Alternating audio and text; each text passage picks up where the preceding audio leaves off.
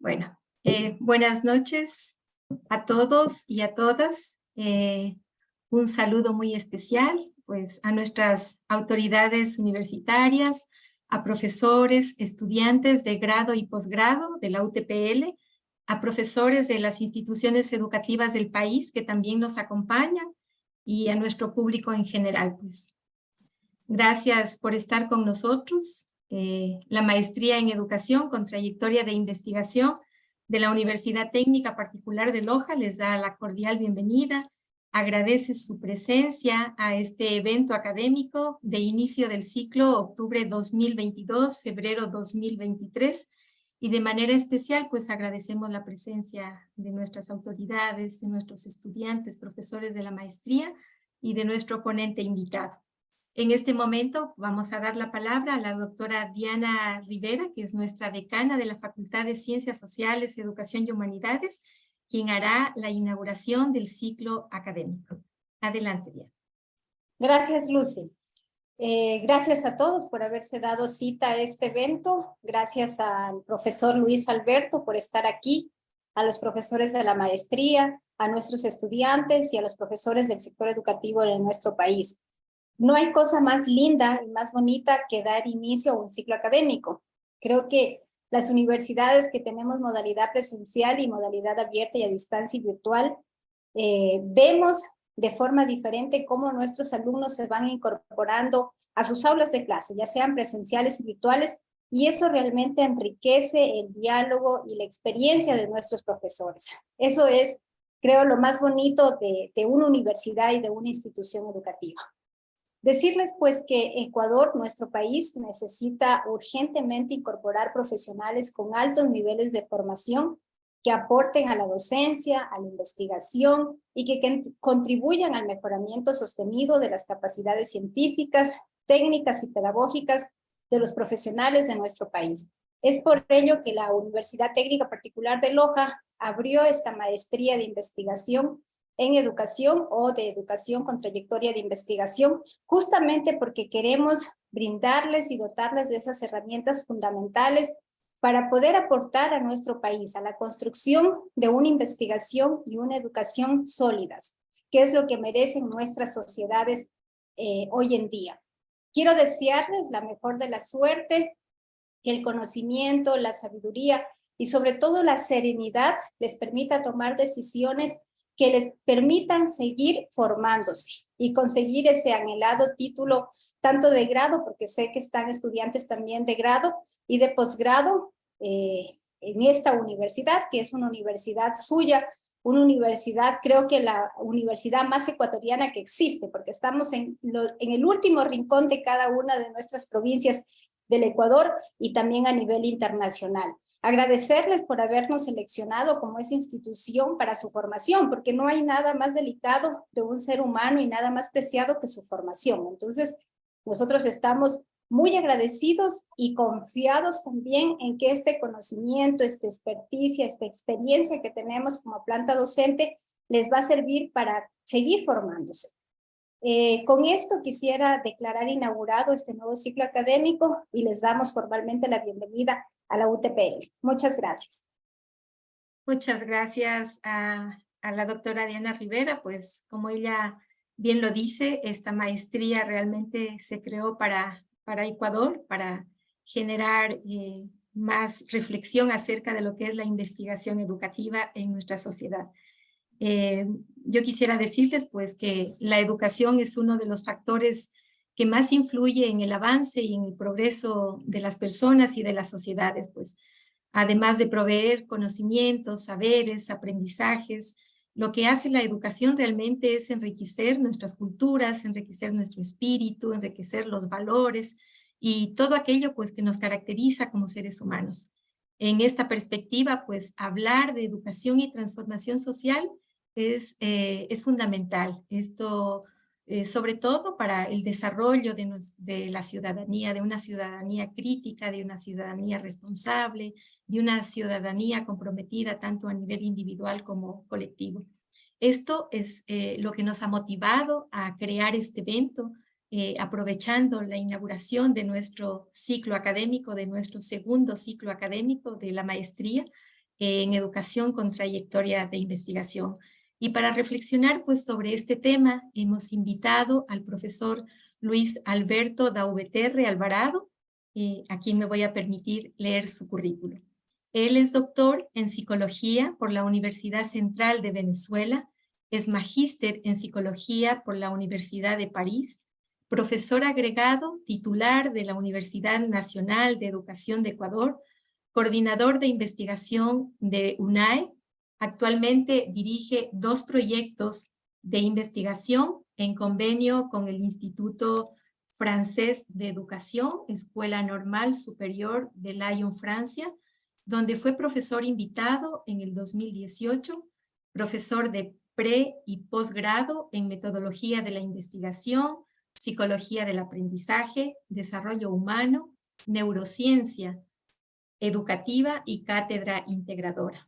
También profesor titular, fundador de la Universidad Nacional Experimental de Guayana en Venezuela, profesor de pre- y posgrado en Ciencias de la Educación, Ciencias Ambientales y Ciencias de la Conducta, coordinador del Centro de Investigaciones Antropológicas de Guayana, director de investigación en antropología social y cultural sobre cotidianidad, sentido común, discursividad, construcción de ciudadanía, interculturalidad, video formación docente, y ponente en muchos congresos científicos internacionales de antropología, ciencias sociales y educación. También cuenta con numerosos capítulos de libros y artículos publicados en revistas científicas e indexadas. Le damos la bienvenida al profesor y muchas gracias por acompañarnos y darnos tu tiempo.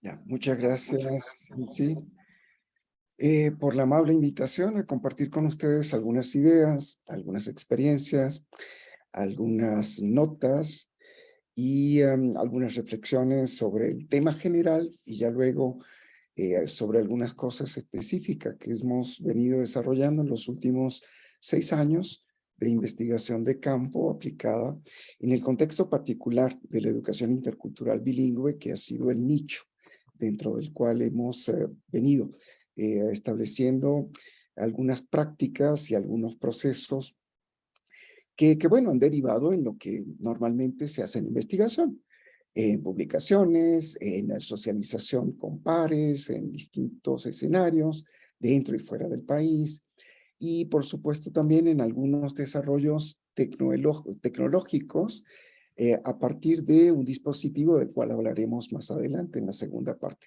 Yo voy a permitirme compartir con ustedes 2 pequeñas presentaciones. Una muy general que atañe a algunos aspectos muy variados, ¿no? Del tema de la educación y transformación social, y sobre todo lo que más interesa a unos estudiantes que están ansiosos de encontrar problemas investigables en el campo de la educación, los retos que son muchos, que son extraordinariamente complejos y cada vez mayores en el contexto local, en el contexto regional y por supuesto a nivel global. Y bueno, todo esto que vivimos unos y otros durante estos 2 años y medio de pandemia, pues no han hecho sino complicar aún más las situaciones multidimensionales, complejas, que atañen no solo a lo educativo, sino a lo social, lo político, lo económico, que obviamente están muy íntimamente ligados a lo educativo, las estructuras, las instituciones, las prácticas, y para ustedes contar porque es largo. Entonces, a ver si me permiten compartir. Sí, y Sí, vamos. puedes hacerlo, puedes Excelente. compartir. Vamos a buscar entonces esa primera presentación que nos va a mostrar algunos datos, ¿no es cierto? Algunos datos estadísticos, bueno, que haciendo un poquito de minería de datos hemos podido encontrar en la UNESCO, CRESALT, pero también el Instituto Nacional de Evaluación Educativa, el INEVAL, ¿no es cierto? Entonces, así, muy rápidamente, vemos un poquito cómo se distribuye a nivel no mundial, pero sí de algunos países, incluyendo el nuestro, cómo se distribuye el gasto público, que así le llaman, es la expresión técnica, gasto, no inversión, sino gasto público en educación. A nivel de España, los datos que tenemos no están actualizados, como ven, porque la idea no era un poco llegar a hacer un análisis muy preciso, sino dar como pinceladas respecto a cómo nos posicionamos desde el Ecuador respecto a la inversión o al gasto, mal llamado gasto público en educación. Y si vemos así por encimita, encontramos que lo que en el año 2018 reportaba el Ministerio de Educación y los datos estadísticos oficiales respecto a lo que se gastaba en España, el gasto masivo a nivel de millones de euros era de 50.299.2, lo cual representaba algo así como el 4.18% del Producto Interno Bruto, es decir, de toda la plata que ingresaba como ganancia al país, ¿no es cierto? Cuando contrastamos eso a España con un vecino de la misma Comunidad Europea, Alemania, para el mismo año, vemos que la cantidad casi es más que el triple de lo que invierte España, ¿verdad? En educación, o lo que gasta. Pero a nivel del Producto Interno Bruto, que es lo que relativiza los montos, finalmente no estaban tan alejados el uno y el otro de lo que invertían desde el punto de vista del Producto Interno Bruto que ingresaba al país. El 4.99 del PIB y España el 4.18. Pero lo interesante es que cuando vemos países, digamos, que invierten mucho más en esto de la educación, nos encontramos con Francia, que sí invierte un punto por encima, 5.41%. Y vemos luego que países de mucha avanzada, como China y Japón, invierten menos, 3.19 y 3.54 respectivamente. Pero claro, hay que ver cómo se traduce eso en cifras gruesas, completas. 415.022 millones de euros. Y por acá, Estados Unidos rebasa esto, 655.321 millones de euros, pero que representan el 4.96% del PIB. Ello, cuando vemos a Ecuador, no lo vemos tan alejado, puesto que ha invertido para el 2020 4.13% del Producto Interno Bruto. ¿Sí?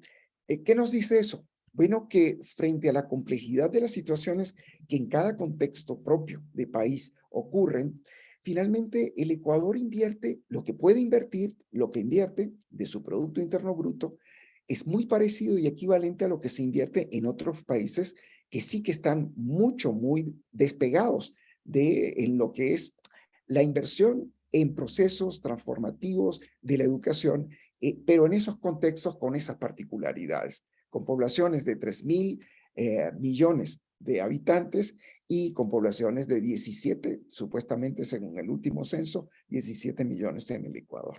Entonces, 3.000 millones versus 17, pues obviamente las diferencias son extraordinarias, pero nos habla sobre todo de una cierta lógica en el gasto público que se compadece con lo que son las relatividades poblacionales, pero también de los ingresos que percibe cada país. Eso como un primer ensayo para tratar de ver cómo en estos contextos internacionales el Ecuador se ha venido comportando, a pesar de la crisis, de una manera sostenida en la inversión pública en la educación. Pero ya más localmente, cuando nos comparamos con nuestros pares vecinos en América Latina y el Caribe, vemos cosas interesantes, ¿no? Interesantes y al mismo tiempo dramáticas, que nos hablan de las exclusiones que más o menos conocemos, pero sobre todo de las diferencias que se producen desde el punto de vista de lo que ocurre, en este caso, en la educación secundaria y en la conclusión de la educación secundaria, que permitiría una prosecución en la formación de nuestros bachilleres, nuestros adolescentes y jóvenes que egresan del Bachillerato General Unificado. Vemos entonces que el comportamiento de países, estamos hablando de fechas muy distintas, que van desde el 2014 al 2017, pero es la data que encontré rápidamente haciendo una pequeña minería de datos que ya tenía disponibles. Vemos entonces que Por ejemplo, ¿verdad? Países como Guatemala, acá, para el 2000, si mal no leo, el 2013 o 14, no estoy viendo bien la fecha, tenía acá una disparidad enorme cuando se trataba de las poblaciones de menor recursos, los más pobres, así claramente dicho, ¿verdad? Y los pobres, pues presentaban un rezago enorme, una diferencia extraordinaria que los ubicaba en algo así como un 11% de cada 100 chicos, ¿verdad? Que ingresaban a la educación secundaria, apenas 11 quizá podrían concluirla. Mientras que los chicos que estaban a nivel de clase media, ¿verdad? Que son estos grises, llegaban a culminar ese bachillerato cerca de un 30% aproximadamente. A medida que la condición socioeconómica mejoraba y había mayor riqueza y disponibilidad de recursos, veíamos entonces que era un país que está muy mal posicionado frente al resto. Sin embargo, aquellos de mayores recursos, los más ricos, digamos, sí casi alcanzaban un 58% a culminar su secundaria. Esto nos da un poquito de pistas sobre retos, contradicciones, conflictos, problemas que no son solamente educativos, sino que son de política, son también de condición de rezago, pero también de exclusión social de vastas mayorías, porque bien sabemos que las poblaciones, nuestras poblaciones en el contexto latinoamericano, sus mayorías oscilan entre la pobreza crítica, entre un 9 a un 25-30%, dependiendo del país, la pobreza entre un 15 hasta un 30%, lo cual ubica esas poblaciones en un 60% cercano, que puede oscilar entre un 50 y un 60% aproximadamente. En algunos países en donde ha habido una mayor inversión y una mayor distribución de riqueza, pues obviamente decrece estos porcentajes y llegan a representar un 30% aproximadamente. Pero lo que sí vemos es que hay una enorme disparidad y una diferencia extraordinaria que apunta hacia la posibilidad de prosecución de estudios después del bachillerato, que se hace muy difícil para aquellos estudiantes que provienen de familias con escasos y muy escasos recursos a nivel de pobreza y pobreza crítica, ¿sí? Otro gráfico que nos reporta, nos transporta a otros escenarios de problema, ¿verdad? A nivel de América Latina, tiene mucho que ver con ya competencias específicas, en este caso, de la lectura, ¿no es cierto? Sabemos que la lectura es la descodificación simbólica de la palabra escrita, que es indispensable, es fundamental para garantizar la posibilidad de desarrollo de otras competencias y posibilidades también de despliegue cognitivo que amerita habérselas con los contenidos curriculares a todo lo largo del proceso de escolarización y, por supuesto, ya luego el proceso de formación universitaria. Vemos, por ejemplo, que República Dominicana nos presenta la peor y más catastrófica voluminosidad de chicos, adolescentes de 15 años que no llegan a alcanzar el más mínimo nivel de competencia en lectura. Es decir, descifrar, al menos para poder pronunciar las palabras escritas en un texto corto y no muy complicado, ¿sí?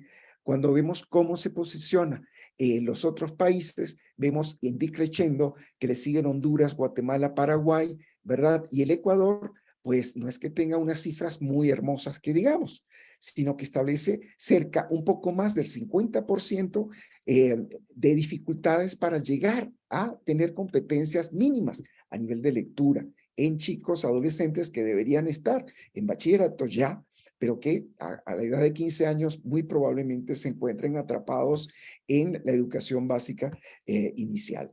Entonces, cuando vemos, además, el nivel, ¿verdad?, de competencias de lectura óptima, vemos que los números son pero muy poco alentadores. Los porcentajes no llegan a significar, en el mejor de los casos, que sería el chileno, ¿verdad?, no llegan a representar ni un 10%, ¿sí? Y en el caso ecuatoriano, pues representarían aproximadamente algo así como un 2%, ¿sí? Es un poquito para darles pistas sobre nichos de problema que podrían ser abordados en un trabajo de investigación, en una maestría investigativa como la que ustedes están cursando, ¿no es cierto? Cuando aterrizamos ya en territorio ecuatoriano y nos vamos a las fuentes que el INEVAL para el 2017, el 18 nos reportaba sobre los niveles de performance, de logro en el examen ser bachiller, encontramos justamente esta distribución que nos hace ver cuáles son los dominios, es decir, la expresión de esos dominios de conocimiento sobre contenidos específicos ligados al campo lingüístico, vale decir, lectoescritura, comprensión, desciframiento, interpretación y análisis. Vemos que realmente entre insuficiente y elemental se encuentra más del 50, casi el 60% de la población de bachilleres que aplicaron a ese examen ser bachiller, ¿no es cierto? El nivel más crítico se presenta en el dominio o en el área de matemática, que tiene que ver con las competencias no solamente de conocimiento, interpretación, de la lógica, de ecuaciones, números, procedimientos y entender cómo, por qué una operación hace sentido al momento de ejecutarla, siguiendo una serie de pautas. Pues ahí nos encontramos prácticamente, ¿verdad?, con un 70% de ejecución entre insuficiente y muy elemental, ¿sí? Y estamos hablando de los chicos que llegan hasta el tercer año del Bachillerato General Unificado y llegan a presentar esta prueba, ¿no? Entonces, claro, cuando nos vemos a nivel de los niveles de ejecución excelentes, pues lamentablemente no llegan a significar más de un 5.4%, ¿verdad? Eso obviamente nos habla de enormes, gravísimos problemas que ocurrían antes de la pandemia. Cuando hemos leído algunos comunicados de la UNESCO, cuando hemos visto algunas cifras de las investigaciones que se han venido haciendo respecto al rezago y la falta de contacto con la escuela, con el currículo y con la posibilidad de desarrollar competencias básicas, pues de lo que se nos habla es de 2 años perdidos, promedio, 2 años perdidos en la educación. Y que ese rezago nos tomará cerca de una década llegar más o menos a recuperarlo, ¿sí? Nuevamente tenemos allí nichos de problema que constituyen enormes retos para una investigación que pretenda justamente revertir esta situación, ¿sí? Y un poco para ir cerrando esto de la data y lo que nos estimula y nos propone finalmente indagar como potenciales problemas de investigación y problemas a desarrollar desde una perspectiva investigativa, tenemos entonces esto que desde INEVAL nuevamente nos aporta a partir de la probabilidad del desempeño estudiantil por nivel socioeconómico. Y aquí hacemos una suerte de efecto boomerang que nos conecta con el anterior gráfico que nos hablaba justamente de esas enormes diferencias que en América Latina ocurren dependiendo del nivel socioeconómico dentro del cual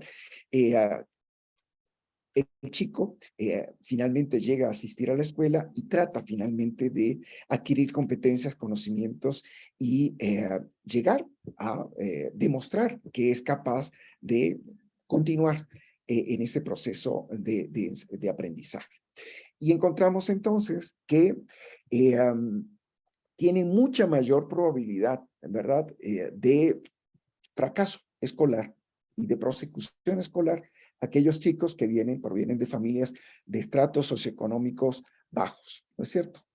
Y eso nos parece como muy obvio. Y hay una muchísima mayor probabilidad de que los chicos que vienen de familias con niveles socioeconómicos medios y medios altos, pues lleguen a tener niveles de ejecución y de desempeño que llegan justamente a equipararse a lo mínimo indispensable, porque no es que tienen 7 puntos, 10 puntos, no es excelencia lo que tenemos es sobrevivencia y es como ejecución mínima indispensable para garantizar algún desempeño estudiantil. Obviamente las diferencias interindividuales siempre pueden ser enormes, pero estamos hablando acá de estadística, es decir, la lógica de los grandes números que nos dan descripciones generales que nos permiten tener una cierta percepción y una representación de lo que puede estar ocurriendo a nivel, en este caso, de la probabilidad de desempeño estudiantil por o en relación con la variable socioeconómica, ¿sí? Yo no sé cuál es la perspectiva investigativa de la maestría, si es más bien cuanti o quali, pero a mi juicio, un investigador, alguien que se lanza a la investigación, tiene que saber descifrar el sentido de los gráficos estadísticos que los decisores toman como referencia para invertir o no invertir en algo. Por eso es indispensable habérselas, no como experto necesariamente, pero sí como un amateur que de vez en cuando le echa una ojeadita a las estadísticas de la UNESCO, de la CRESAL, del INEVAL y de todas estas instituciones que nos aportan datos para darnos una radiografía estadística de lo que podría estar explicando algunas conductas, algunos comportamientos puntuales en el aula de clase, porque obviamente de eso se trata, de tratar de comprender lo que acontece aquí siento nomás bien localito, pero con una visión escópica, tanto regional, nacional, internacional, global, que es un poco la necesidad que tenemos que hacer en investigación. Estar cambiando de lentes para poder enfocar y reenfocar distintas perspectivas de entendimiento de una problemática que nos interese, ¿sí? Bueno, ese es el primer speech. Espero no haberles cansado mucho con datos que solamente nos sugieren temáticas, problemas, núcleos problemáticos que pudiesen ser incentivadores para un desarrollo investigativo en cualquiera de los casos de los maestrantes, pues es un poco eso. Ahora les voy a hablar un poco de lo pecuniario, de lo familiar, que hemos venido desarrollando como investigación institucional. Voy a buscarles entonces otra presentación que armamos rápidamente a partir de imágenes que ya teníamos. Entonces, vamos a compartirles esto, que nos habla de un proyecto convenio internacional, interinstitucional, así llamado, ¿no? Escuelas coformadoras, coaprendientes, y que nos relata y produce finalmente una serie de experiencias colaborativas que tienden a producir mejoras en los procesos pedagógicos desde la perspectiva, dos perspectivas curiosas, ¿no? Una de mejora continua de procesos, que es una metodología que se inventa en la década de los 80 en el sector industrial, que particularmente Toyota, la corporación Toyota, asume como un modelo organizacional para mejorar los procesos productivos. Y por otra parte, los estándares de calidad de la educación ecuatorianos, ¿sí? Como ustedes ven, hay una enorme cantidad de coinvestigadores, porque la idea acá es que todos los docentes de esta escuelita rural, que está a unos 10, 12 kilómetros de Saraguro, la unidad educativa comunitaria intercultural bilingüe, a veces unos nombres larguísimos, cada uno de ellos es asumido como un co-investigador. ¿Por qué? Porque permite generar los procesos que nos interesan, que son procesos de transformación y de mejora, pero también conocimiento respecto a esos procesos transformativos que parten de un principio ético de la colaboración y no de la llegada del doctor, él sí que es experto y que nos va a ayudar y resolver el problema y nos va a dar la fórmula para hacer todo bien. No, pues esa no es la idea, ¿no es cierto? Entonces, como ven ustedes acá, están los logos de las instituciones participantes, particularmente el Instituto Francés de la Educación, como decía muy bien Lucy hace un ratito, con quien hemos venido trabajando desde hace unos 5 años en este contexto de la EIB, en esta institución, con 2 proyectos. Este es el segundo proyecto a consecuencia del primero, llamado Neopas Acción, que es finalmente el nombre del dispositivo tecnológico que vamos a describir de seguida. Entonces, a ver si esto me cambia. Ya. ¿Qué es lo que nos propusimos y seguimos? Porque estamos trabajando hasta el 2023 en este proyecto. Nos propusimos lograr o desarrollar este proceso colaborativo con miras a empoderar, es decir, dar poder a partir del conocimiento teórico y práctico de los actores educativos que están allí, y ello desde la lógica de transformar prácticas, pero no por imposición, sino por exposición y autocomprensión, autorreflexión, a partir de lo que son las prácticas cotidianas que se dan en la escuela, no solamente en las aulas y fuera de ellas, sino también en las tomas de decisiones administrativas, en la gestión de los recursos, en el uso más eficiente de la poca tecnología que tiene instalada en los laboratorios de cómputo, pero también en la perspectiva del emprendimiento institucional, comunitario, y todo ello es una perspectiva metodológica general de la acción, investigación-acción participativa, con estas dos grandes referencias de la mejora continua de procesos y los estándares de calidad educativa. Obviamente, pasamos obligadamente por un autodiagnóstico institucional que supuso aplicar la matriz FODA, detectar junto con el colectivo de los docentes en asambleas, discusiones, talleres, cuáles eran las fortalezas, oportunidades, debilidades y amenazas que tenía la institución o que ha tenido y todavía tiene la institución, a partir de estas dimensiones que plantean los estándares de calidad educativa ecuatorianos, ¿verdad? Y a partir de allí, una vez que se hace el diagnóstico, comenzamos entonces a proponernos diseñar estrategias, formas de tratar de transformar las debilidades y las oportunidades en algo que consensuadamente pueda llevarse a cabo con miras a mejorar la práctica áulica y mejorar las prácticas colaborativas entre los docentes, todos los procesos de microplanificación, el uso finalmente de algunos dispositivos tecnológicos. Ustedes están viendo acá imágenes justamente de una plataforma digital que elaboramos en el primer proyecto y que estamos utilizando ahora como repositorio de las experiencias que de manera sistemática grabamos en video a fin de llevar una suerte de histórico, es una suerte de escritura visual de una etnografía educativa, de un proceso de gestación de cambios a partir de discusiones y consensos que se van tomando a lo largo de 2 años de trabajo mancomunado, que se conectan a 2 años previos también, incluyendo la pandemia de por medio. Obviamente, como les decía, hemos ido registrando sistemáticamente todas las fases de este proyecto. El diseño de la plataforma ya se hizo y lo estamos utilizando como un dispositivo y como un recurso repositorio de estas experiencias, ¿no es cierto? De pronto, si nos da un poquito de tiempo, pues podríamos visitar muy rapidísimamente esa plataforma que hemos diseñado y en la cual están alojados. Tenemos aquí algunas capturas de pantalla. Esto que ven ustedes acá es el dispositivo en acción, Neopaz. Ven ustedes, este docente, Quichua Saraguro, está viendo su propio video y lo está analizando, y eso que él está analizando está viéndolo la cámara reflejado en esta pantalla. La cámara hace un registro de video de toda esta situación y de allí va a extraer la información más relevante del proceso de autoanálisis del video del propio docente.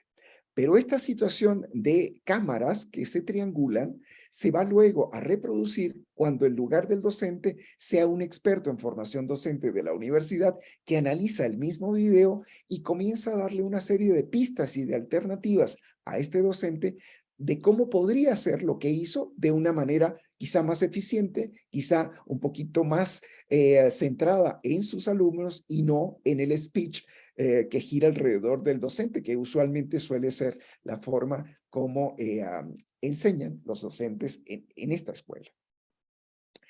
Obviamente, las dimensiones, bueno, tienen mucho que ver con la eficacia, relevancia y calidad de los procesos que acontecen dentro y fuera de las aulas. Y aquí tenemos un poquito este círculo que más bien es un helicoide que reporta la lógica de la investigación-acción, que consiste en planear, ejecutar, hacer, verificar si lo ejecutado efectivamente tiene que ver con lo que habíamos planteado y resuelve las situaciones que habíamos visto, para a partir de ello reevaluar y replanear, rehacer, verificar, etcétera, etcétera, ¿sí? Ya habíamos dicho que, bueno, la mejora continua de procesos no es una teoría ni una metodología pedagógica viene del campo de la producción empresarial, pero coincide mucho con la lógica de la investigación-acción y coincide mucho con la idea de transformar para que cualitativamente los procesos redunden en una mejora, que en este caso es la mejora de los procesos educativos que deberían justamente permitir construir escenarios y condiciones de aprendizaje significativo para estos chicos en este contexto tan particular del cual están viendo algunas gráficas, que es el de la EIB en esa comunidad quichua-saraguro, en ese contexto bilingüe y con las características de limitaciones, pero también potencialidades que presenta esa comunidad educativa. Acá simplemente un guiño de ojo a los estándares de calidad y las 3 dimensiones que aborda, y la perspectiva, que es al fin y al cabo quizá lo que podría darnos alguna pasta para descomponer, analizar y discutir. La perspectiva de todo esto que nos ocupa desde hace 5 años prácticamente, y ustedes dirán, chuta, pero que hay que tener una paciencia extraordinaria para estar 5 años montado en una serie de experiencias. Yo creo que es importante comprender que los procesos de transformación de prácticas, pero no solo de prácticas, sino de entendimientos, comprensiones, imaginarios compartidos en un colectivo institucional, no son cosa de abrir y cerrar los ojos, no son cosa de un decreto presidencial o ministerial y ya listo, se resolvió el asunto y ya todo va a transformarse. No. Y obviamente los contextos socioculturales que no son contextos urbanos, no son contextos mestizos, es decir, responden a otras lógicas, no necesariamente perciben el tiempo y las decisiones de la misma manera que usualmente percibimos, ¿no es cierto? Entonces, esos tiempos y esas formas, de la misma manera que hablamos de diversidad cognitiva y de tiempos de aprendizaje, pues ocurre también en los colectivos docentes, ¿no? En los colectivos que nosotros atendemos en la EIB. Pero la perspectiva es desarrollar, empujar, acompañar un proceso colaborativo. Sí, no un proceso impositivo de expertos que se las saben todas y que van allí a exponer exhibicionistamente su gran sabiduría para efectos de que los otros les sigan y hagan lo que les dicen. No, pues eso no tiene sentido desde nuestra ética y nuestra percepción de investigación-acción participativa. Sí, la transformación de las prácticas se va dando, pero son procesos que toman tiempo y que no son sincrónicos, sino que con algunos docentes va más rápido que con otros. En algunas áreas de conocimiento se ven como efectos mucho más notorios que en otros. De pronto, lo pedagógico, curricular, áulico, extraáulico, se adelanta y lo administrativo y la gestión y la visión de gestión escolar no acompaña, y todo esto pues obviamente hay que manejarlo y hay que hacer malabarismos en estos procesos de tocar piso, tocar tierra, tocar polvo y con los compañeros docentes que están atendiendo a muchas cosas simultáneamente. Obviamente es un reto, pero es también una potencialidad que justamente nos reconecta con esto de la educación como una posibilidad cierta de transformación social que toma tiempos, toma energías, toma recursos, pero desarrolla también unas potencialidades a veces sorprendentes en actores inesperados dentro de los espacios institucionales en los cuales, en este caso, en la EIB, nos ha tocado conocer y desarrollar este trabajo, ¿no? Y bueno, puntos suspensivos, Yupay Chani, muchas gracias por la atención y bueno, muy atento a las preguntas, cuestionamientos y que ustedes puedan querer compartir. Muchas gracias nuevamente. Bueno, muchas gracias, profesor, por compartirnos tu experiencia en el trabajo de campo que haces en estas comunidades. Realmente, como profesores y como estudiantes de esta maestría, pues nos interesa mucho las propuestas que tú nos has comentado aquí, las problemáticas que has identificado, que sirven de base para que nuestros maestrantes puedan mirar algunas perspectivas. Muchas gracias, Yamil.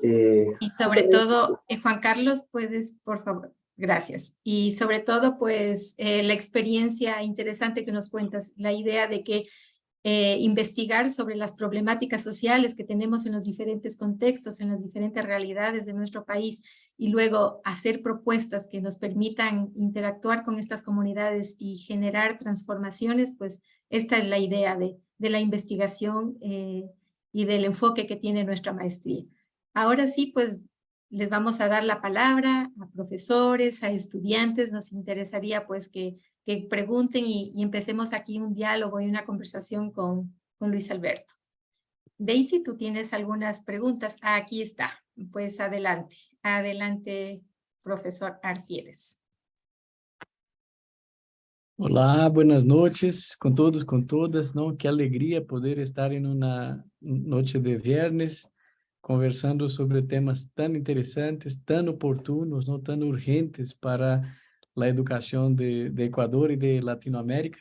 Um prazer não poder escutar ao professor Luis Alberto e sobre esta experiência hermosa de atuação muito concreta, não em um entorno escolar. Mi pregunta va más relacionada por un poquito más de detalles de cómo fue el acercamiento a esta escuela, ¿no?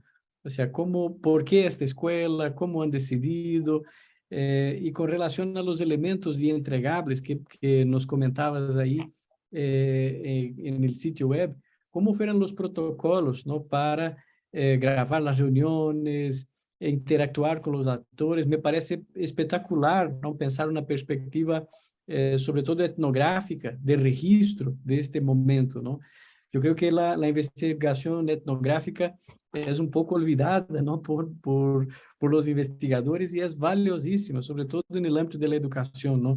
Dar voz, dar a palavra, mostrar, não, estes atores pensando, interactuando, compartilhando. Isto é parte de um resultado investigativo importantíssimo, que por vezes nos olvidamos, quedamos muito preocupados em nascer papers e escrever e poner aí, e não nos preocupamos de garantizar este tipo de registro, não? Me parece espetacular aí o projeto, e me gostaria conhecer estes dois elementos, não? Por que esta escola, como han selecionado, não?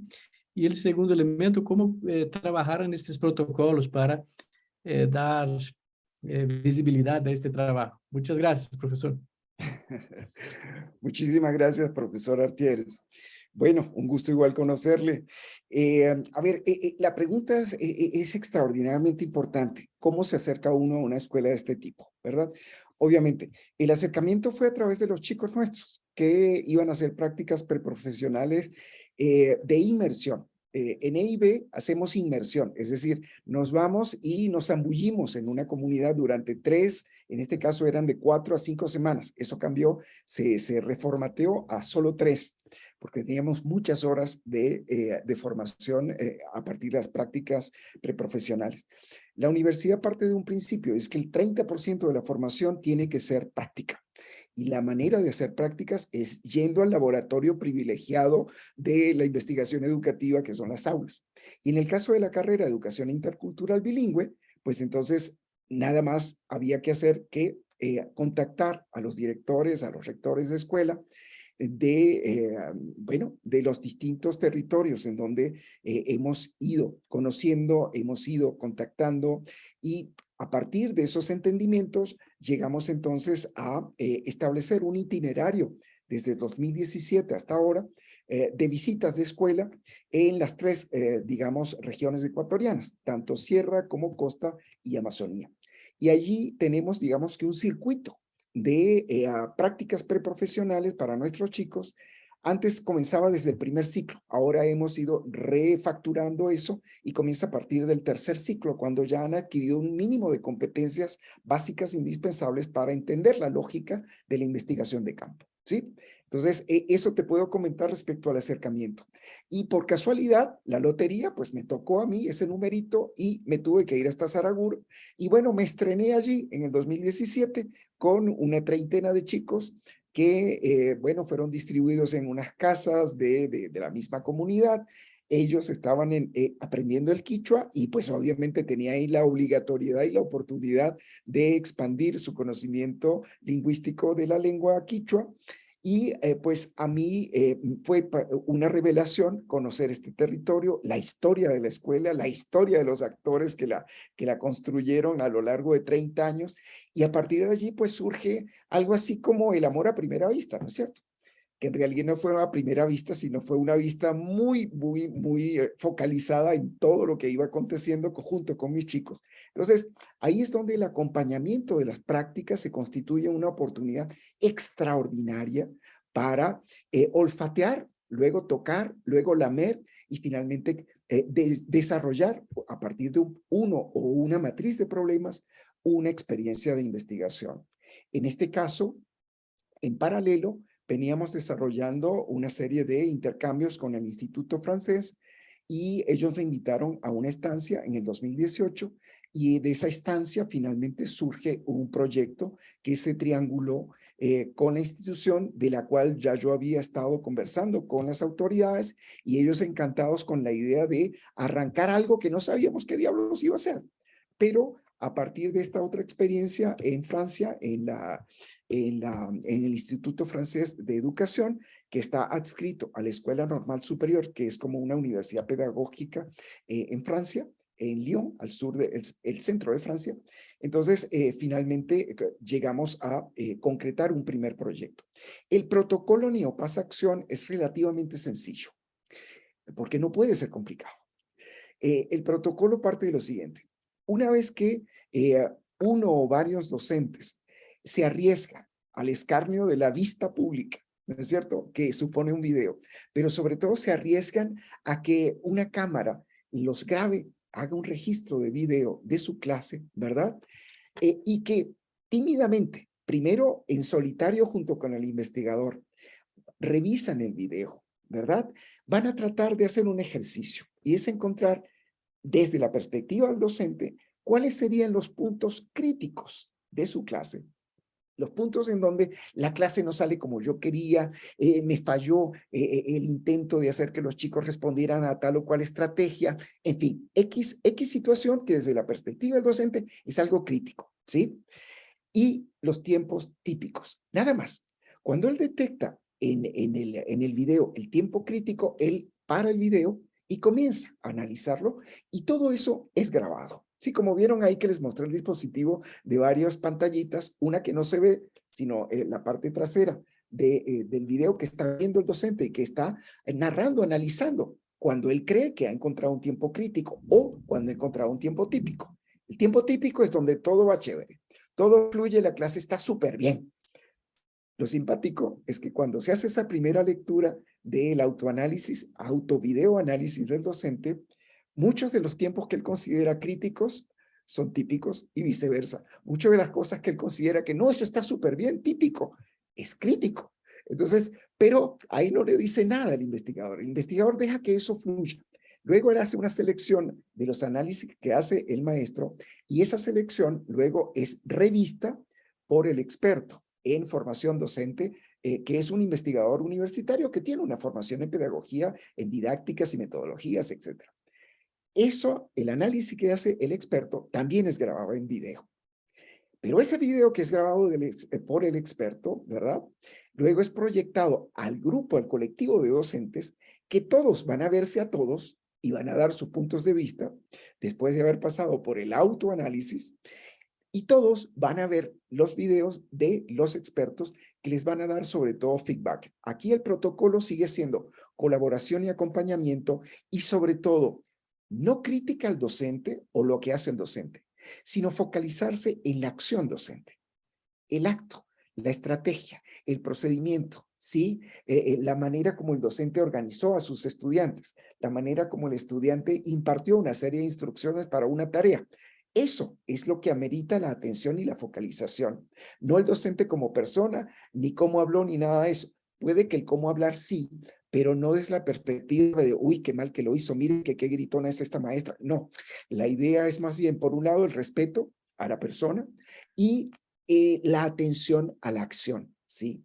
Entonces, lo lindo es que todo esto deriva en la construcción de una comunidad de pares que comienza a experimentar su capacidad de juicio, de autojuicio, de autoanálisis, de reflexión, enriquecida por el aporte teórico-metodológico que los expertos le dan, pero no en la calidad, ¿qué te digo?, de la superioridad de aquel que ya tiene título de doctor y experiencia en escribir textos y está en la universidad, sino de aquel o aquella que ve con una mirada comprensiva y trata sobre todo de decirle, chuta, pero ¿por qué no hiciste eso? Sí, claro, no en esos términos, un poco más técnicos que coloquiales, pero es un poco la intencionalidad de todo este ejercicio y del protocolo ético colaborativo de una investigación que se basa en la confianza mutua, en el respeto mutuo y en la posibilidad de ir como haciendo clic, disparando procesos que pueden estar en ciernes, pero que si no se les da la oportunidad, pues simplemente nunca van a emerger.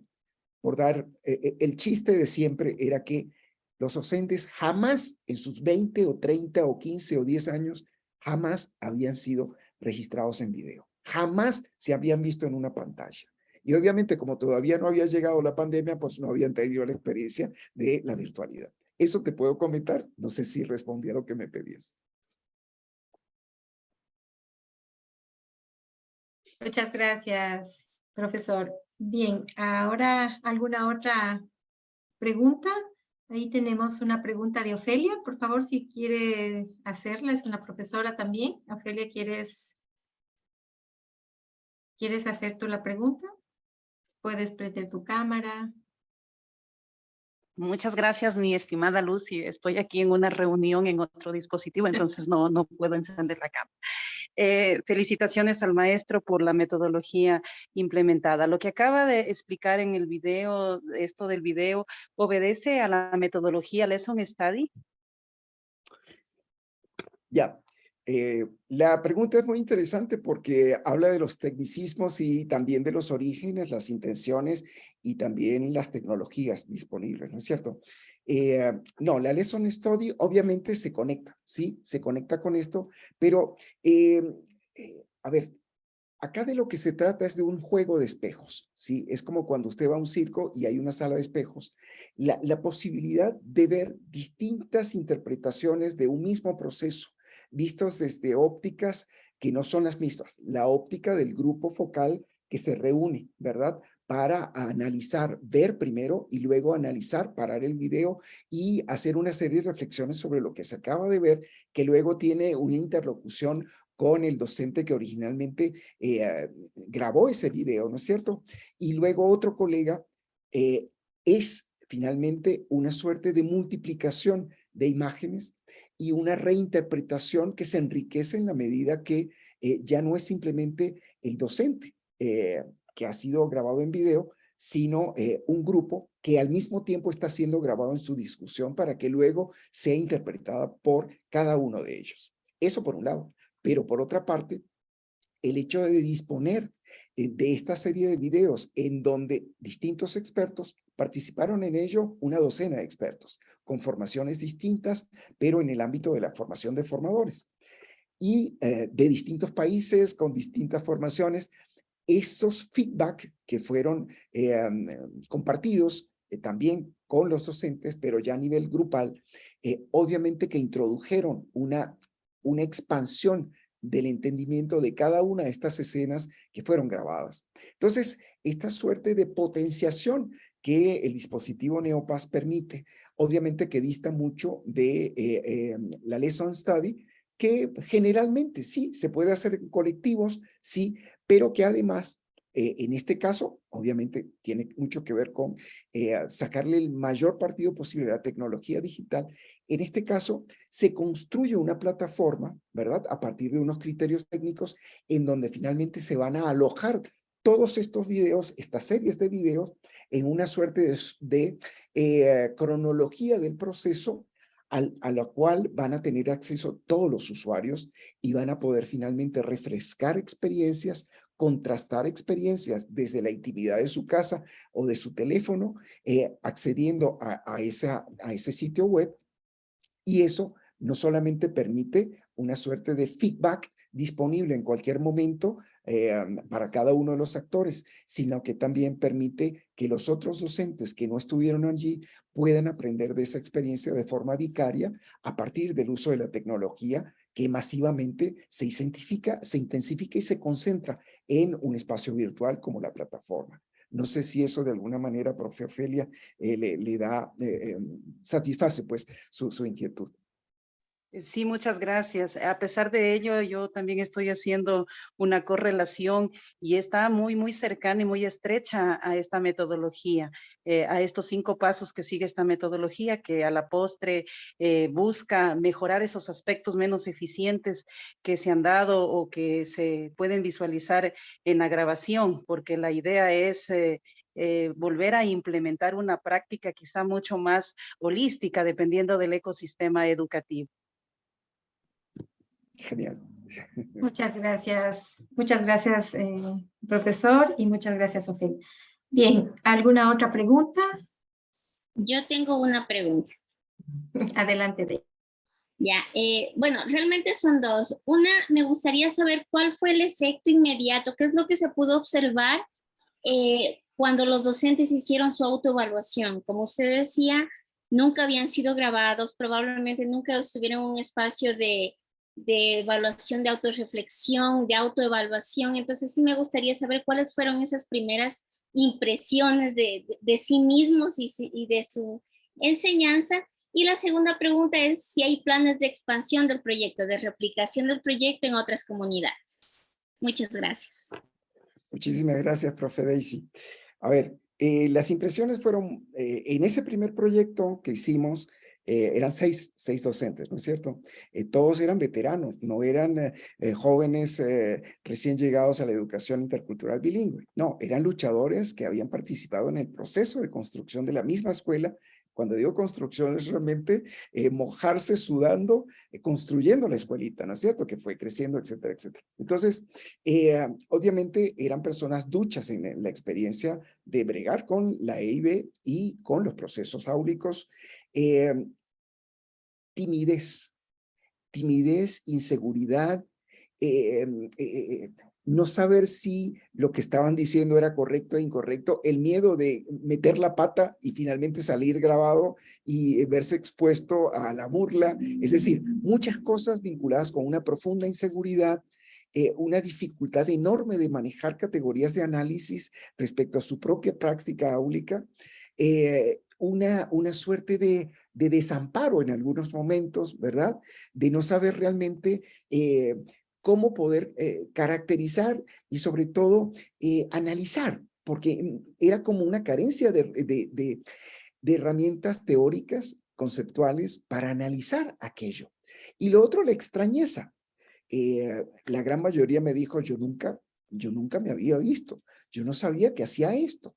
Y algunos, por ejemplo, tics, algunas conductas reiterativas, algunas, qué sé yo, muletillas en la expresión verbal, cosas por el estilo sorprendían siempre, ¿no?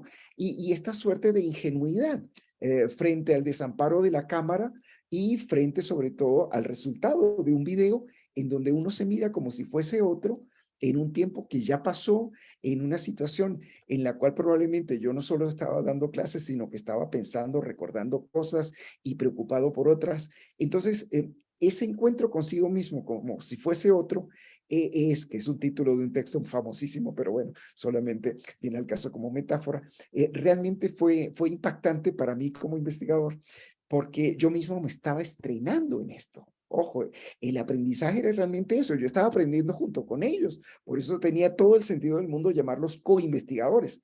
Esto fue una experiencia realmente de mutuo aprendizaje y de ir comprendiendo las lógicas que se iban a desarrollar a partir luego de unas hipótesis que fueron emergiendo sobre el impacto enorme que puede tener el uso de estas metodologías en algo que ya avisorábamos, pero que se nos hizo muy palpable en la construcción y deconstrucción de las identidades profesionales de los docentes, ¿no? Entonces, bueno, esto da tela para muchas cosas. Y sí, lo de la réplica, de hecho, en el 2020 el dispositivo Neopaz que habíamos y la experiencia que habíamos tenido, la compartimos con otros colegas que se decidieron a emprender una experiencia Neopaz en educación inicial, con niños, con docentes en escuelas de educación inicial, estas sí, pues urbanas y con un perfil docente muy distinto, y también en el programa de profesionalización que desarrolla la universidad a nivel nacional, ¿no? En línea, es decir, a distancia, híbrido más bien, es un programa híbrido. Entonces, tenemos este último proyecto que ya no es como el segundo capítulo de esa experiencia y que ya no trata con 6 docentes, sino con el colectivo docente de una veintena de docentes, incluyendo al rector, al inspector y a la comunidad educativa de padres y representantes. Y algo que vamos a introducir, pero que no estoy todavía muy seguro si lo vamos a incorporar, porque puede derivar en otro tipo de cosas, es que vamos a hacer un trabajo más bien exploratorio con los estudiantes de bachillerato general unificado simultáneamente, ¿sí? Porque vamos a hacer algo que no se hace normalmente con el dispositivo Neopaz, al menos a nivel de educación general básica, sino que se hace en el dispositivo Neopaz, pero en educación superior. Y es que los chicos vean los videos de sus profes en bachillerato y nos den su lectura y nos digan cómo les gustaría o les hubiese gustado que los docentes dieran esa clase.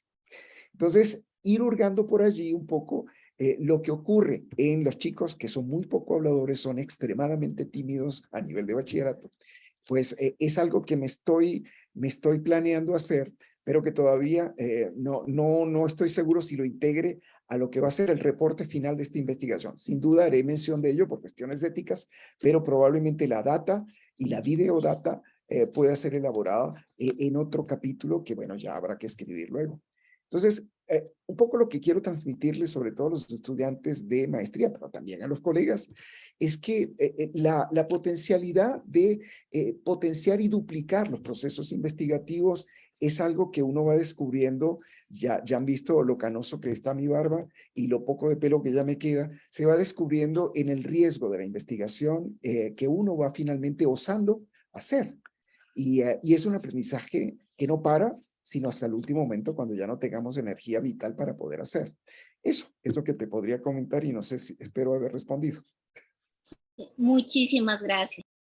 A las órdenes. Bueno, muchas gracias, Luis Alberto. Les hemos prometido una hora de reflexión, de estar aquí contigo, pues conversando. Gracias por habernos contado tus experiencias, por dejarnos muchas ideas a nuestros estudiantes sobre esos núcleos problemáticos sobre los cuales se puede investigar y muchos más.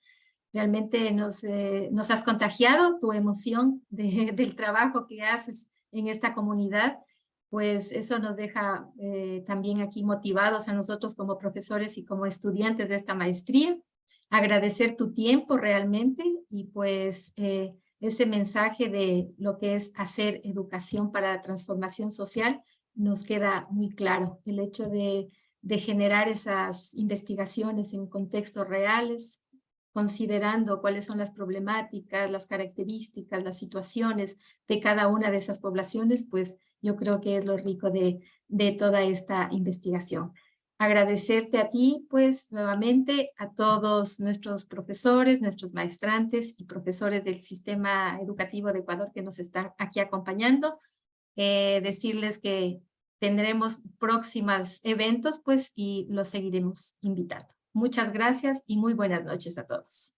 Muchas gracias a todos. Muchas gracias, buenas noches. Gracias. Gracias, buenas noches. Gracias, estimados docentes. Buenas noches. Muchas gracias, estimados.